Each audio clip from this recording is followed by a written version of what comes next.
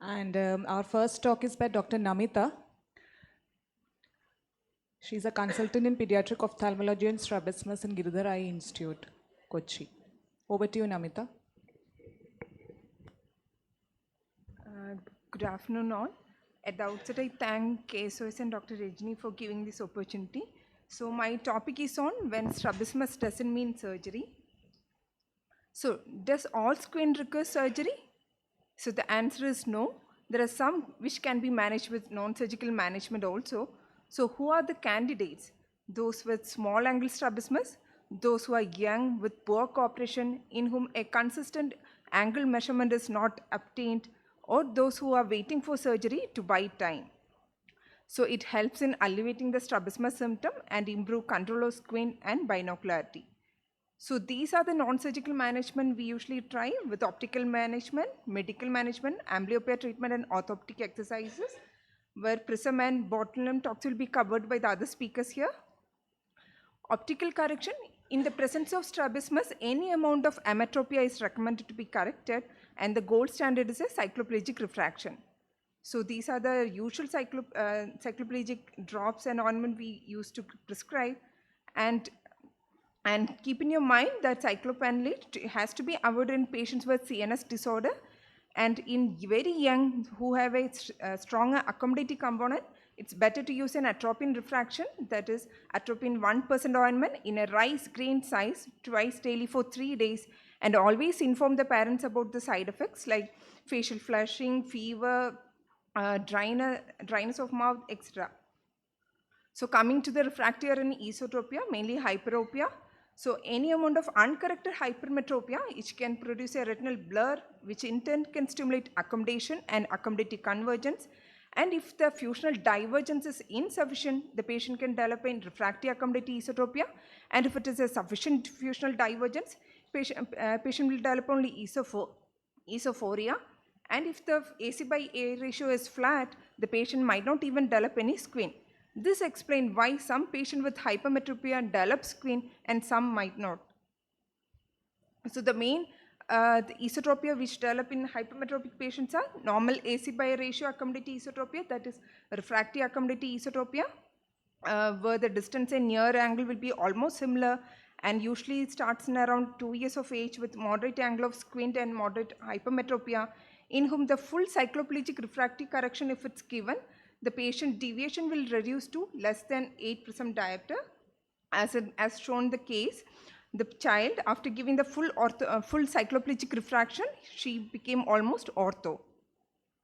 Other one is high AC by ratio accommodative ET, where the amount of convergence is excessive to the amount of accommodation needed, and the near deviation will be more than distance with high AC by ratio, in whom the treatment choice is bifocal, that is executive bifocal with a flat upper segment which bisect the pupil, and we usually give in the increment of 2.5 to 3 and gradually weaned off 9 to 10 years. As seen in this child, she was doing well with hypermetropic correction for distance, but she has a esotropia persisting for near with the hypermetropic correction alone, but with the bifocal segment she's doing ortho. There is another entity, partially accommodative esotropia, where despite giving the full correction, patient will have an ET persisting for distance and near more than 10 PD. They might require other modalities of management. As shown in this child, despite giving the full cycloplegic hyperopic refractive error, he had a residual ET which was treated later with the surgery. Coming to the refractive error correction intermittent exotropia, the rule is any amount of myopia, there is full correction is needed. Astigmatism, better to correct it fully, and hypermetropia, always the rule is under correction. As shown here, the myopic correction itself helps in controlling the iris in this child. Also, there is over minus lenses, which was introduced by Kaltrader and Jambolski. So here, what they give is -2 to -4 diopter excess to the cycloplegic refraction, especially in younger children with deviation around 5 to 15 prism diopter. What this lenses do is it stimulates the accommodative convergence and reduce the angle and frequency of exodeviation. The reported success is around 50%, but if the patient develop any asthenopic symptom, diplopia, esotropia, it warrant discontinuation. And the greatest concern is inducing myopia in a non-myope and progressing myopia in a already myope. So it was extensively studied by the PEDI group, that pediatric eye disease investigative group. They found that the over minus lenses helped in better control of intermittent exotropia for distance. However, that effect did not persist when the treatment was weaned off, but the greatest concern was 15 times there was increase in the risk of myopia in the over minus lens group. Later, it was actually prematurely terminated. Later, the refractive error change was further studied, and they found that though there is a myopic shift that persisted even at the end of 3 years, but it did not exacerbate or neither lessen the myopic shift. Other treatment modalities, amblyopia treatment in the form of occlusion, penalization, or in the form of Bangarter filter by depriving the better eye. And also there are software-based therapy like Revital Vision, which based on the perceptual learning principle, which uses the Gabo patches. And coming to orthoptics, when the goal is to increase the range of fusional convergence and divergence, it includes anti-suppression exercises and fusion exercises. In convergence and insufficiency, the patients usually present with asthenopic symptom, and on examination there will be receded NPC, exophoria greater for near than distance. The modalities of treatment can be started with pencil push-up exercises, cat card exercises, or Brock string exercises, or even the software-based exercise like try exercise, that train your eye exercises, which comes in different modules for convergence and even divergence training. Divergence insufficiency, the patients generally comes with difficulty in distant vision or intermittent diplopia for distance and asthenopic symptoms. There will be esophoria greater at distance than near, poor negative fusional vergences. And for them, we can give even eccentric circle card and also the software-based programs. In acute acquired comitant esotropia, there are different types, of which the Belchowski type, mainly seen in uncorrected myopes. There, if the angle is small, we can give even the divergence exercises. Even the binocs have a squint ease platform that's mainly to help in controlling intermittent divergence squint. I'll take you through a few other cases also. Not all squint requires surgery. So this boy was brought to us with complaints of squint and was referred for squint surgery. On examination, he had a right exotropia. On further examination, he had a disc pallor in the right eye. We did a detailed evaluation which showed total thinning of RNF in both eye. And field test on the better eye showed there was a temporal hemianopia. So thinking it could be a chiasmal lesion, we ordered a MRI also, which showed there was a craniopharyngioma.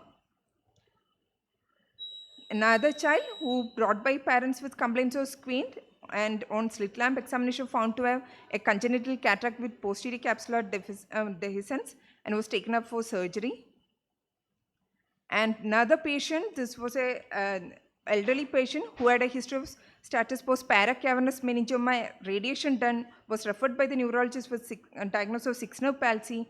On examination, extraocular movements were full. However, on eccentric gaze test, there was a eye get locked in each position, and the diagnosis was confirmed to an ocular neuromyotonia of 3rd and 6th nerve and was referred to the neurologist, started on membrane stabilizers, and she's doing good post-treatment. To conclude, all cases of squint doesn't require surgery. We need thorough evaluation. Some cases may require even neuro evaluation. Thank you. Thank you, Namitha. If one question I could ask to the panel, I would ask Nina ma'am, regarding the use of over minus lenses, what is the age group you recommend? Does it recommended in all children? I have seen that in the adolescent group, they generally don't tolerate minus lenses. So what is your recommended age group, and for how much of deviation you recommend giving it? I don't generally use over minus lenses, but if I have to use, it would be for an intermittent exotrope trexotropy in a very small child in which I am not sure about the angles. I want to buy some time and I want to wait for some time before surgery, or the child is not cooperative for any other modality of treatment. It would be preschoolers definitely, not anybody who is going to school, because as you said, they will not tolerate, and there is a risk of myopia progression. Maybe Dr. Sandra can add. How frequently, ma'am, you have seen myopia progressing with over minus lenses? Is it, does it really progress? And, okay, thank you.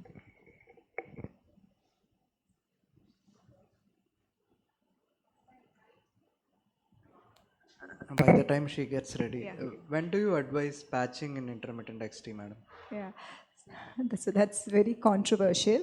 So if the intermittent XT has very good, excellent control, I don't do anything. I just observe.